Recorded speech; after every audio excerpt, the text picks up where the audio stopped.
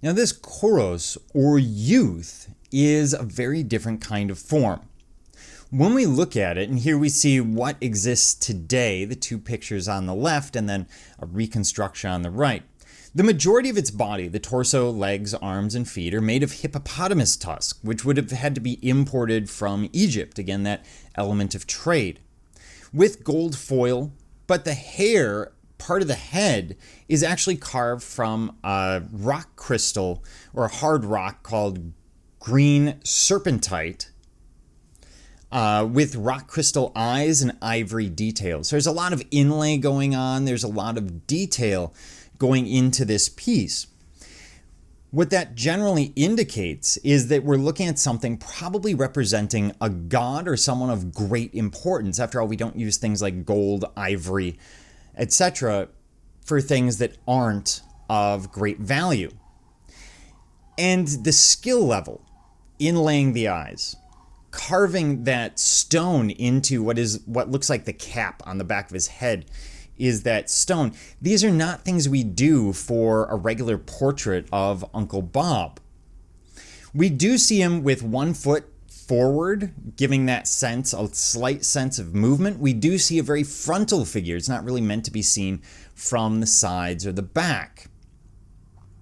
The style and iconography are typically Minoan, although we have a great deal of detail here. So if we look carefully at what we're dealing with, I'll bring up my pen.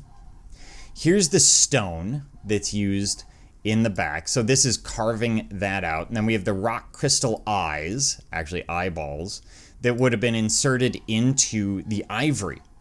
The rest of it, or much of the rest of it, is ivory. And if we look at the details, you can actually see here in this lower right picture, for example, the depiction of veins and sinews in the arm. We see the same thing, for example, in the shoulder of the piece.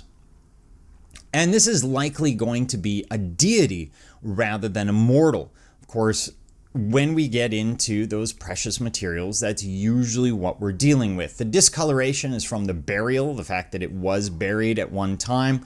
And so soils, acids, etc. will attack that ivory in different ways depending on what happens to be around it when it is buried. Now, why create such an expensive, such a difficult piece?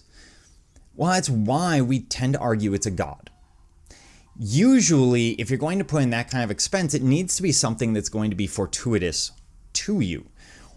Or if you're going to commission it, it needs to be fortuitous to you. And so that's where we make that argument that this is not just some youth, that this must be a more important figure. Just look at images we see today, depictions of any religious figure. They're frequently going to have gold leaf. They're going to have the finest paints. They're going to be made of, most of the time, the finest materials. Obviously, there's differences in the market. We have low-end items and high-end items. But here, it's indicative of exactly that same human trend. We tend to use valuable things to depict gods rather than Uncle Bob.